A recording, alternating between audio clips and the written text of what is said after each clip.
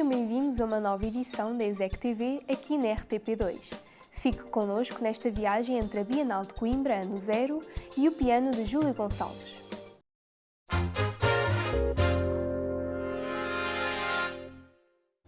Apresentamos Júlio Gonçalves, aluno do curso de Estudos Musicais Aplicados da ESEC. Apaixonado por música, aceitou o desafio de partilhar algumas composições ao piano e marcámos encontro num dos locais mais bonitos da cidade, o Seminário Maior de Coimbra.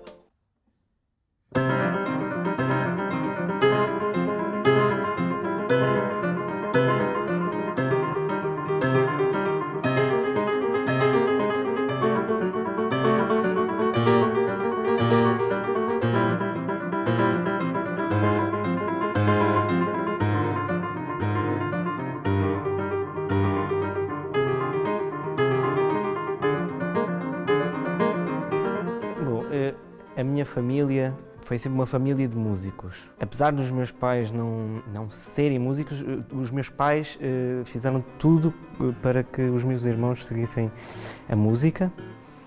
E eu cresci sempre com instrumentos em casa e quando era pequeno eu fazia várias experiências com as guitarras do meu irmão, com os teclados que lá havia em casa. Mas eu comecei a ter interesse pela música com a guitarra elétrica.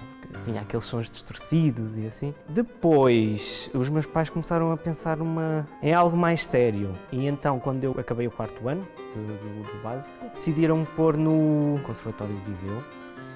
E entrei, fiz as provas, entrei e estudei lá piano. Eu, muito sinceramente, não foi a minha primeira escolha, o piano. Fui quase um pouco obrigado, mas sim, não foi algo assim muito grave, porque era uma das minhas terceiras opções, digamos assim. Mas os meus pais obrigaram-me a ir para piano.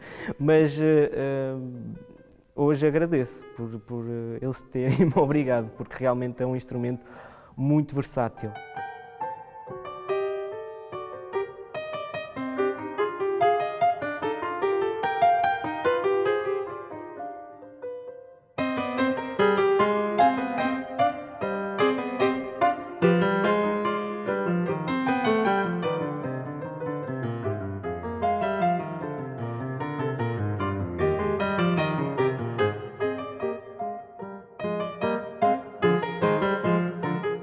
Em termos da minha característica, no início, quando eu comecei a aprender a sério um instrumento, que foi o piano, foi muito complicado porque ninguém sabia como havia de fazer. E a minha professora, por incrível que pareça, ela soube. A professora Svetlana é para mim uma mãe musical, porque foi com ela que eu comecei a olhar para o piano ou para os instrumentos como uma extensão do meu corpo. E no início foi tudo muito, mas muito complicado, porque, enfim, o Conservatório é uma instituição privada e não tem o programa que as escolas públicas têm de ensino especializado para invisuais. Então estava toda a gente assustada.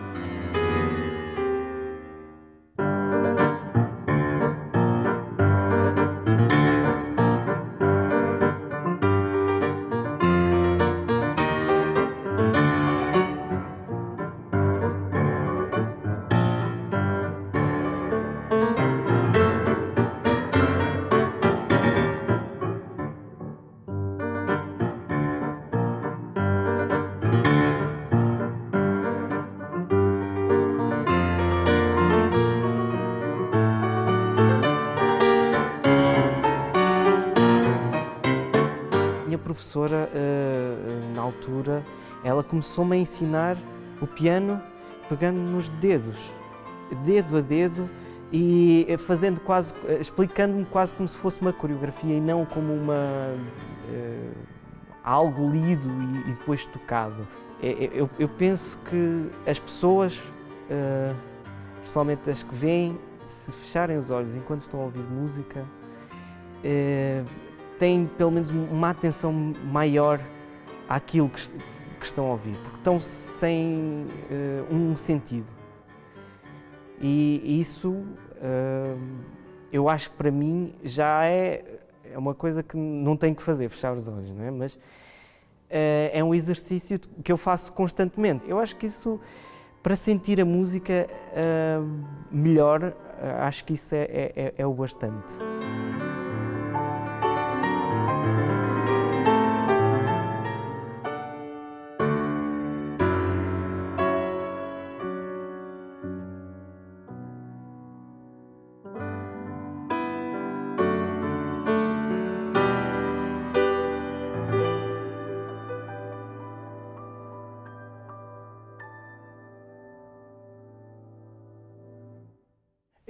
Eu gosto de tocar os grandes compositores porque, pronto, primeiro são obras que não há comentário, curtos para descrevê-los. Enquanto que as minhas, sim, eu gosto de compor, só que hoje o sistema tonal, que é o que se usa mais, que são o sistema das 12 notas, já está, eu não queria dizer gasto, mas já está muito usado, é um sistema que já tem 300, 400 anos.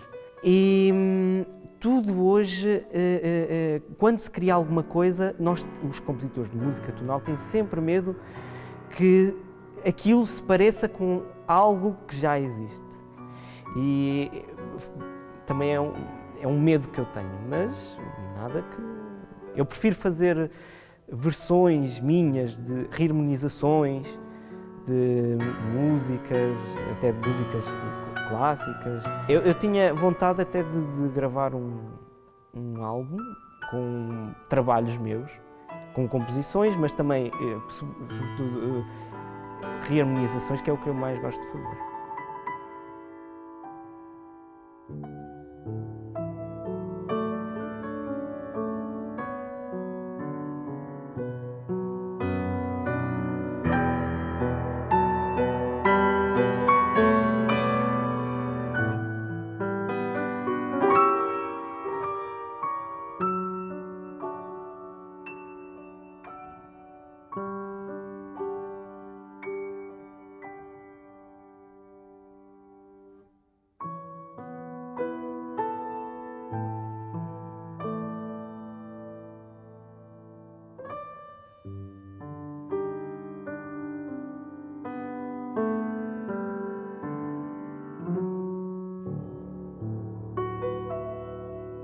Eu gosto mais da diversidade e, apesar de gostar muito de piano e de tocar e treinar, eu gosto também de fazer outras coisas, como a gravar, mexer com coisas de tecnologia, sempre no campo da música. Eu quero ser, desde que tenha música, eu estou lá, na minha vida.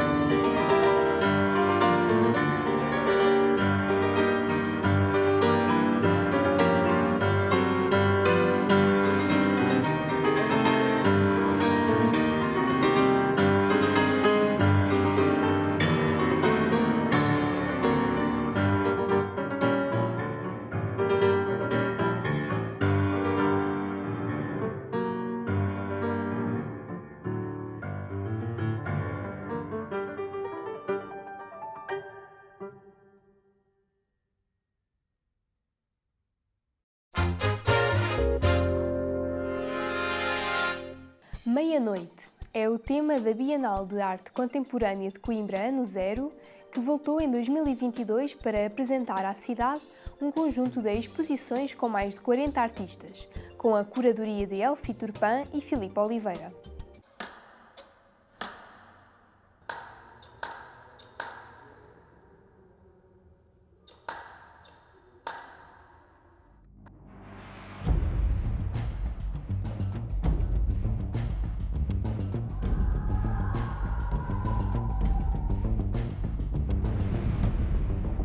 Quando nós viemos, eu e a Elfi Turpan, que é a co-curadora da Bienal, quando viemos a Coimbra a fazer pesquisa, fizemos um percurso pela cidade, a tentar encontrar qual seria a forma de entrar na Bienal e do que é que seria interessante captar para desenvolvermos como tema, e fomos levadas à Biblioteca Joanina. E na biblioteca contaram-nos a história da colónia de morcegos que vive na biblioteca e que se alimenta das larvas, portanto há aí uma relação entre os livros e os morcegos que permitem que os dois continuem a existir. Meia-noite, a nossa Bienal, para pensarmos o que é que acontece quando se fecham as portas, quando tudo fica escuro, e que é esta outra vida que acontece à noite, a partir da ideia de que a noite é quase uma outra forma de habitar, não em contraposição ao dia, não é um contra o outro, mas uma outra forma de habitar e de viver, onde há outras possibilidades de aprendizagem, há outras possibilidades de relacionamento.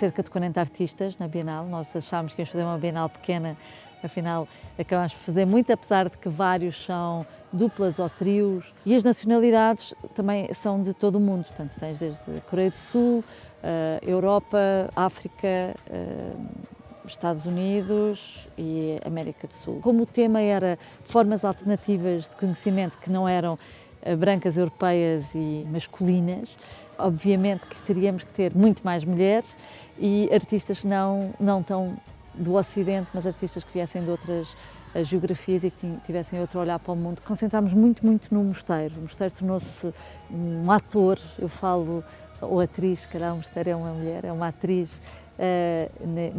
neste enredo. Tem um papel predominante, não só no pensamento da Bienal, como na maneira como os artistas reagiram ao mosteiro, como trabalharam com ele ou a partir dele. Portanto, não é apenas um espaço, é um elemento que participa na construção da Bienal. E depois estamos nos dois círculos, no Círculo de Artes Plásticas Sede e na Sereia. Fizemos um grande esforço de nos ligarmos com várias outras instituições, associações, artistas, projetos que estão na cidade e que temos uma programação convergente enorme que ocupa muitos outros espaços da cidade e que são nossos companheiros de Bienal.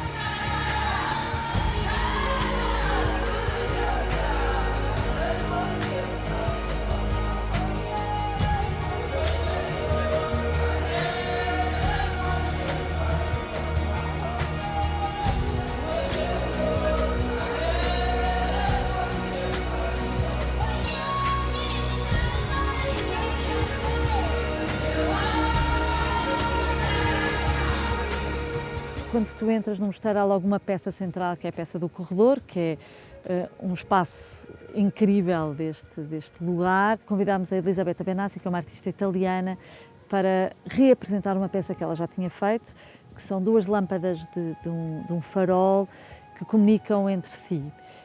Na primeira versão da peça eles só diziam sim e não, portanto era uma peça muito simples e muito poética, mas muito simples. Aqui, com toda a história da Bienal, ela pôs dois fantasmas a conversar, o Pasolini, que ainda por cima tem o centenário da morte, e o Sérgio Penna, que é um poeta italiano, e os dois conversam em código Morse sobre amor, sobre perda, sobre o tempo, mas de qualquer maneira quem souber código Morse poderá ter outro acesso à leitura. A Aurélia de Sousa é uma artista que para nós foi muito importante trazer para a Bienal, uma artista portuguesa no final do século XIX, princípio do século XX, e que tem um trabalho em que questiona o género de uma forma muito radical, em que ela se veste de homem, se fotografa como homem, se pinta como homem. Está este confronto de universos entre o lugar que ela que lhe é dado e o lugar que ela quer ter como pintora e, portanto, se veste de homem para ser uma pintora. E depois entramos numa sala com a Viviane Sutter e com a Senia Wakamara. A Viviane Sutter, que é uma artista suíça que vive e trabalha na Guatemala há muitos anos e que no meio da floresta tropical ela pinta com a floresta, portanto, o vento, a chuva, o sol, os cães, os pássaros, os animais, tudo cria as telas dela. E ela está em diálogo com uma artista do Senegal, a Senia Wakamara, que é uma artista que também está espalhada pelo mosteiro em vários espaços. Ela vive numa pequena aldeia, a mãe era ceramista, a avó era ceramista e ela com 6 anos, ela é irmã de 2 gêmeos, então são trigêmeos, foram enviados para a floresta para que os espíritos da floresta os iluminassem sobre a cerâmica. O que é que eles iam fazer? Eles tiveram 2 semanas perdidos na floresta e quando ela voltou decidiu que não queria fazer a cerâmica utilitária, ou seja, não quer fazer copos, pratos, taças. Portanto, este é um momento marcante em que ela começa a fazer figuras. E depois ela, com 14 anos, foi dada a casar a um senhor que ela dizia que tinha quase 100 anos, portanto um senhor muito, muito mais velho que ela, não teria obviamente 100 anos, mas muito mais velho. Engravidou 3 vezes, perdeu 3 vezes o bebê e ficou estéril. E então nunca pôde ser mãe. E este lugar de uma mulher que não pode ser mãe nesta sociedade dela, torna-a uma excluída da sociedade. Então ela não pode participar numa série de eventos da sua comunidade e exorciza isso através da sua escultura, onde faz, quase todas elas são autorretratos e autorretratos com imensas crianças, ou grávida, ou com uma família. Transformar a escultura num lugar onde vai projetar a sua vida que não pôde ter.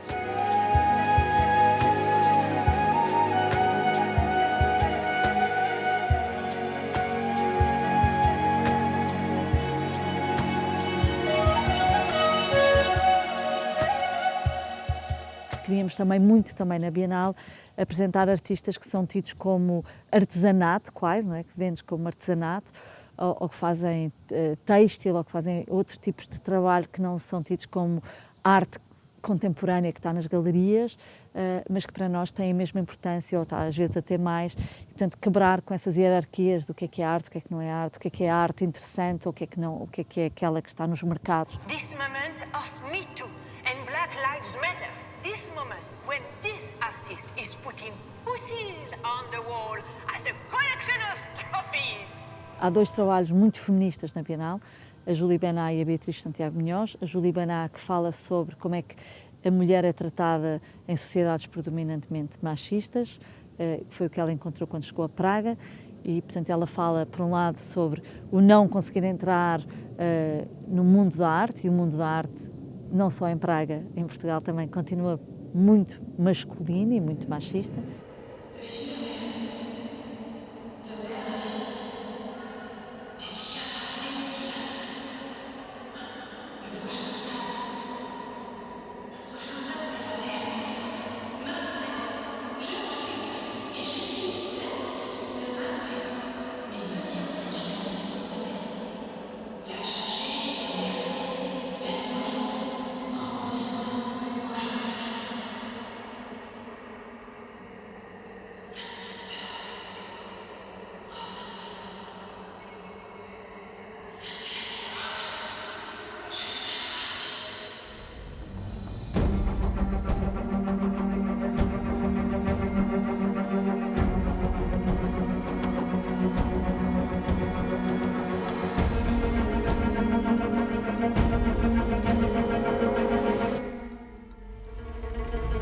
Depois é uma peça do Jarbas Lopes, que esteve em residência em Coimbra.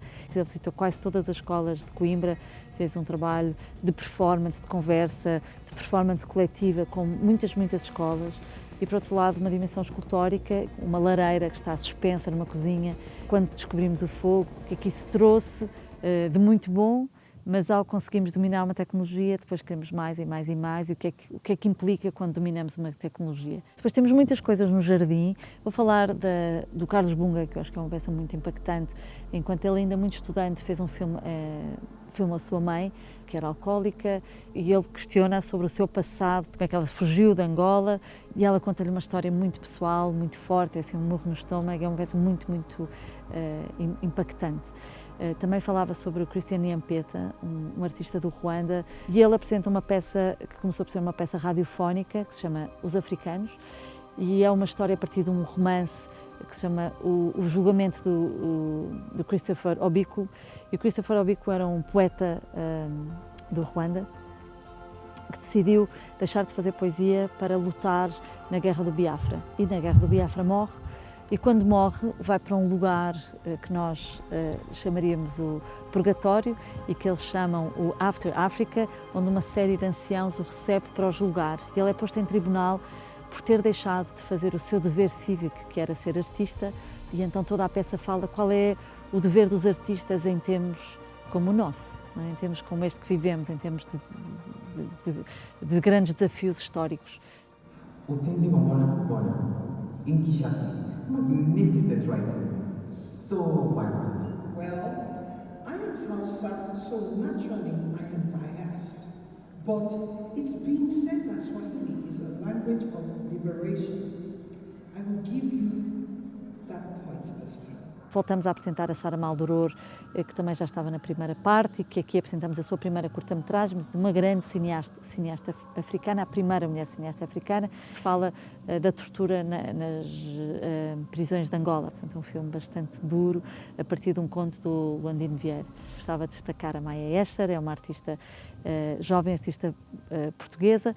Ela tem feito um trabalho sobre a falta de água, sobre a seca em Portugal, em particular no sul, em Odmir, onde a desertificação dos solos é muito forte, e ela trabalha com cerâmica e teve a trabalhar a partir do rio Mondego, a recolher bambus, folhas, canas, sons. E, portanto, é uma peça de som que ela trabalhou com o Norberto Lobo, feita, e uma partitura que ela faz no seu passeio, na sua descoberta pelo rio Mondego, de caiaque, e a partir desta partitura que está na sala, ela faz toda uma instalação, que é quase uma interpretação da partitura visualmente e auditiva, a partir da peça que o Norberto fez. Temos as criaturas da Mané Pacheco, que nos vão acompanhando, e a peça do Daniel Stigman Mangrané, que é um artista espanhol que vive também no Brasil. Destacar que este ano são os 200 anos da independência do Brasil, portanto, termos artistas históricos, ou o Jarbas, que também é um artista brasileiro, era muito importante esta presença do Brasil. E o Daniel Stigman, terminamos com uma peça que é uma animação gerada por computador e onde nos deitamos no escuro a ver uma pantera que sonha passear numa selva amazónica. E, portanto, terminamos este passeio a sonhar com o sonho de uma pantera a levar-nos para a selva.